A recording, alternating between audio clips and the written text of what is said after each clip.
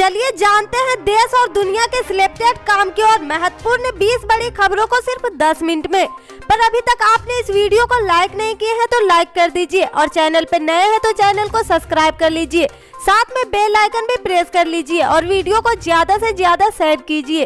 तो चलिए बढ़ते हैं खबरों की ओर। पश्चिम बंगाल के राज्यपाल जगदीप धनखड़ ने ममता बनर्जी सरकार पर नए सिरे से हमला करते हुए मुख्यमंत्री पर संवैधानिक बातों के अत्यधिक उल्लंघन का आरोप लगाया। उन्होंने कहा कि इस तरह की कार्रवाई चुनाव के बाद की हिंसा पर NHRC पैनल के अवलोकन को सही ठहराती है, जिसमें कहा गया कि राज्य में कानून का शासन नहीं है।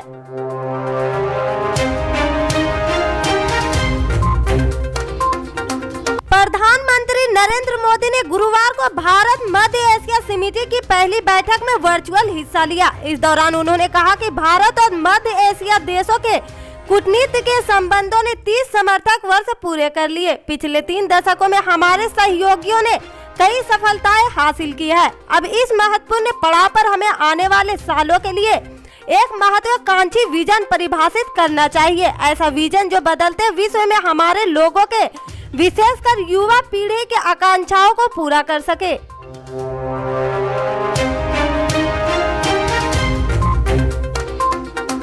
गोवा विधानसभा चुनाव में कई राजनीतिक दलों के मैदान में उतरने से जहां मुकाबला बहुकोणीय हो गया, वहीं 5 कपल्स भी हैं जो इस चुनाव में अपनी किस्मत आजमा रहे। इससे गोवा चुनाव और भी मजेदार बन गया। अगर ये सारे जीत जाते हैं तो गोवा की 40 सदस्य विधानसभा के 25% सदस्य पति पत्नी होंगे।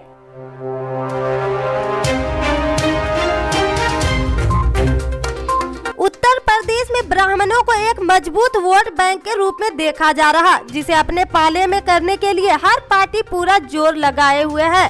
जब चुनाव का ऐलान भी नहीं हुआ था, तभी से सारी पार्टियां पूरे प्रदेश में प्रबुद्ध ब्राह्मण सम्मेलन सभाएं कर रही थी। परशुराम की मूर्ति का कहीं सपा सुप्रीमो अखिलेश यादव ने अनावरण किया तो कहीं बीजेपी नेताओं ने।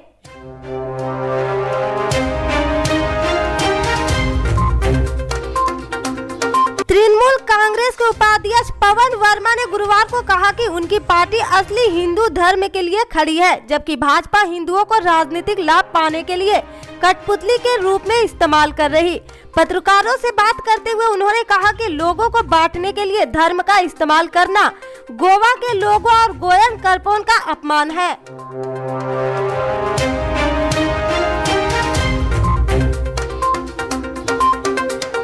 भारतीय जनता पार्टी ने मुंबई में नवीनीकरण के बाद तैयार हुए एक बाग का नाम कथित तौर पर टीपू सुल्तान के नाम पर रखने के खिलाफ जबरदस्त विरोध किया। इसे लेकर अब महाराष्ट्र सरकार का हिस्सा बनी 2 पार्टियां, कांग्रेस और राष्ट्रवादी कांग्रेस पार्टी ने भाजपा पर निशाना साधा। इन दोनों पार्टियों के साथ असुद्दीन अवैसी के नेतृत्व वाली AIMIM ने भी भाजपा पर जुबानी हमला बोला।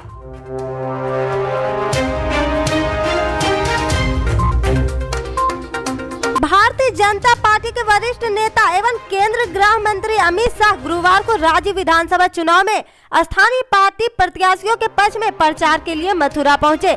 इस दौरान अमित शाह सबसे पहले वृंदावन के बाकी बिहारी मंदिर में दर्शन के लिए पहुंचे और वहां पूजा की। इस दौरान अमित शाह सबसे पहले वृंदावन के बाकी बिहारी मंदिर में दर्शन के लिए पहुंचे और पूजा पाठ भी करवाया।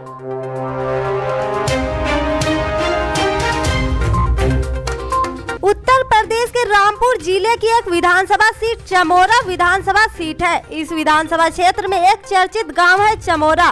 चमोरा गांव में चौड़ी सड़कें हैं तो शिक्षा के लिए स्कूल और कॉलेज भी सुविधा संपन्न। इस गांव के नाम पर ब्लॉक भी है और इसी गांव के नाम पर एक विधानसभा सीट है जिसका नाम है चमोरा विधानसभा सीट। 7 चरणों में होने जा रहे यूपी चुनाव के दूसरे चरण में 14 फरवरी को चमोरा विधानसभा सीट के लिए मतदान होगा।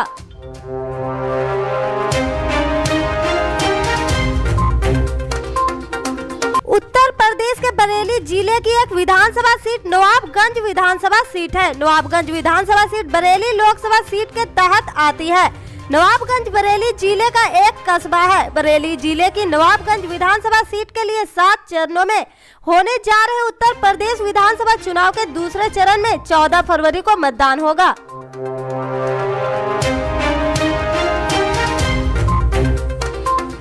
उत्तर प्रदेश के रामपुर जिले की एक विधानसभा सीट बिलासपुर विधानसभा सीट है। रामपुर जिले के बिलासपुर एक तहसील भी है। बिलासपुर तहसील का मुख्यालय बिलासपुर में ही है और इसी नाम से विधानसभा सीट भी है। बिलासपुर विधानसभा क्षेत्र उत्तर प्रदेश और उत्तराखंड की सीमा पर स्थित है।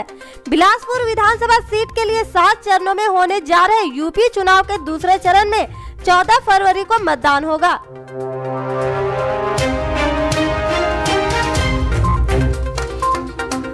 रेलवे रिक्रूट बोर्ड द्वारा आयोजित एनटीपीसी के परीक्षा परिणाम को लेकर पिछले 3 दिनों से चल रहे आंदोलन को देखते हुए रेलवे ने तमाम रेलवे स्टेशन की सुरक्षा बढ़ा दी। पूर्व मध्य रेल दीनदयाल उपाध्याय रेल मंडल में भी अलर्ट जारी कर दिया।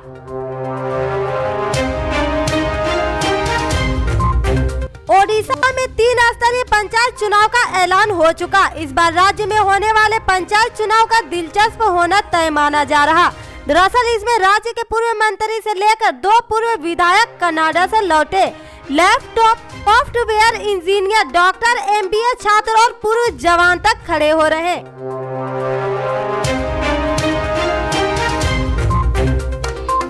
देश में नौकरशाही के मौजूदा स्वरूप और प्रशिक्षण के कई तरह के बदलाव देखने को मिल सकते हैं। केंद्र सरकार का प्रयास है कि IAS, IPS व IFS अधिकारी सरकार के एजेंट को अच्छी तरह समझे और उस पर अमल करे। सरकार के कामकाज में बहुत सी बातें इसलिए छूट जाती है क्योंकि अधिकारियों को उसमें व्यक्तिगत उत्कृष्टता के लिए कोई बड़ी संभावना नजर नहीं आती।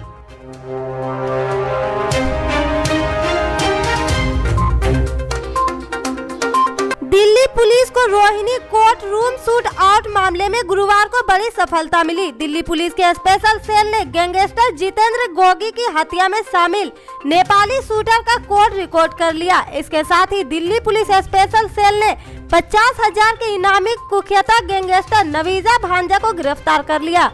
गैंगस्टर नवीजा भांजा शूट आउट के वक्त कोर्ट रूम से बाहर मौजूद था।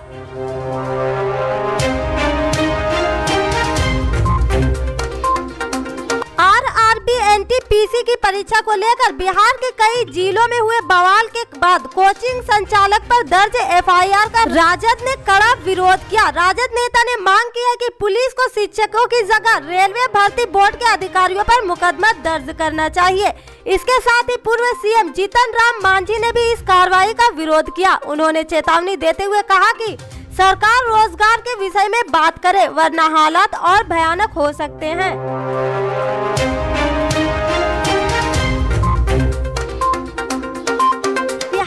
छात्रों के आंदोलन के दौरान अलग अलग जगहों से 55 छात्र हिरासत में लिए गए। कितने लोगों पर मामला दर्ज हुआ, इसकी जानकारी अब तक रेलवे को जिला प्रशासन ने नहीं मिली। वादा से 32 छात्र हिरासत में लिए गए, जबकि जहानाबाद से 2 छात्र, सीतामढ़ी से 13 और गया से 8 छात्र हिरासत में लिए गए हैं।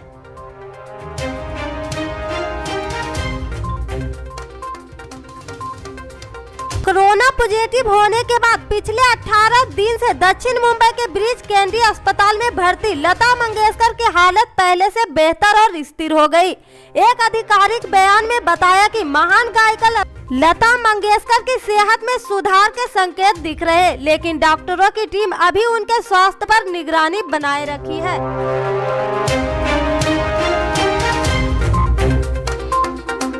दिल्ली में कोरोना वायरस के मामले में लगातार कमी को देखते हुए पाबंदियों में रियायत देने का फैसला किया गया। राष्ट्रीय राजधानी दिल्ली में वीकेंड कर्फ्यू हटाया जाएगा, लेकिन नाइट कर्फ्यू जारी रहेगा। साथ ही दिल्ली के बाजार में दुकान का ऑड इवन नियम खत्म होगा। दिल्ली के आपदा प्रबंध प्राधिकरण की बैठक में यह निर्णय लिया गया है।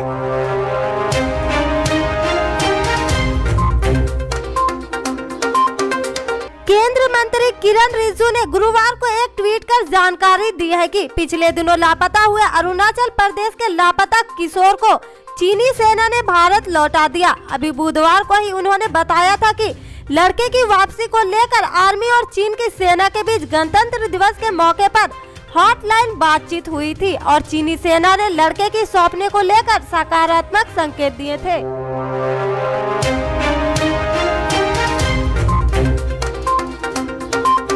सड़क निर्माण को लेकर असम अरुणाचल सीमा पर फायरिंग की खबर सामने आई, जिसके बाद दोनों राज्यों के बीच तनाव बढ़ गया।